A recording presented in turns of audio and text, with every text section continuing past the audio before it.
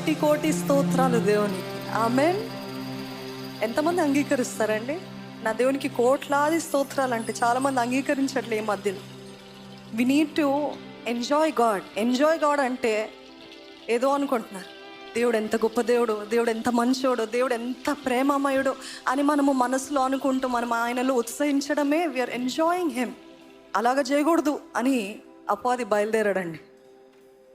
చూడండి, కీర్తనల గ్రంథం 8వ అధ్యాయము 2వ వచనము, శత్రువులను పగ తీర్చుకుని వారిని మాన్పివేయుటకై నీ విరోధులను బట్టి బాలుర యొక్కయు చంటి పిల్లల యొక్కయు స్తుతుల మూలమున నీ ఒక దుర్గమును స్థాపించి ఉన్నావు.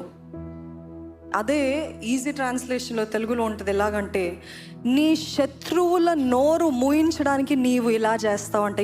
ఎలాగ చేస్తాడు? చంటి పిల్లల నోళ్ళ నుండి స్తుతి తెచ్చుకుంటాడంట దేవుడు. దేవుడు అన్నాడు, యేసుప్రభు అన్నాడు, మీరు మారు మనసు పొంది బిడ్డల వల్ల అవ్వకపోతే మీకు పరలోకం ఉండదు. నా స్థానం ఏంటి తెలుసా, నా స్థితి ఏంటి తెలుసా అని గర్వంగా మాట్లాడితే అటువంటి వారికి పరలోక రాజ్యం ఉండదండి. మీరు మారు మనసు పొంది బిడ్డల వలె మీరు మారితే తప్ప పరలోక రాజ్యం ఉండదని ఆయన వాక్యం తెలియజేస్తుంది. అంటే చంటి బిడ్డల నోట్లో అంటే, ఒకవేళ ఈరోజు మీరు దేవా నేను ఒక బిడ్డ వలె నేను ఆరాధిస్తున్నానయ్యా, ఒక బిడ్డ నీ సన్నిధిలో ఏ రీతి అయితే గంతులు వేస్తూ స్తుతిస్తూ ఆరాధిస్తారు ఆ రీతి I want to enjoy you lord. ఎందుకంటే దేవుని మీరు స్తుతించినప్పుడు ఏం చేస్తాడంట? శత్రువుల నోరు మూయిస్తాడంట. నమ్మిన వారు ఉంటే హల్లెలూయా అని చెప్తారా? శత్రువుల నోరు, శత్రువు అంటే అపవాది యొక్క నోరు మూయించబడాల మీ జీవితంలో.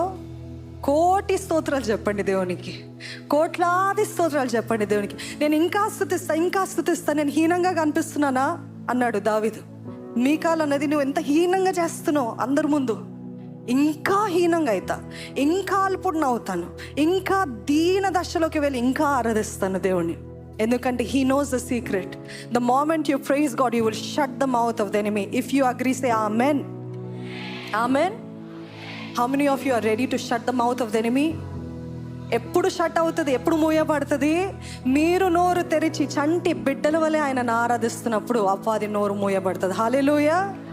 ఆయన సన్నిధిలో ఆర్భాటముతో ఆనందముతో స్తుతి యాగముతో ఆయనను ఆరాధించాలని ఆయన వాక్యం తెలియజేస్తుంది.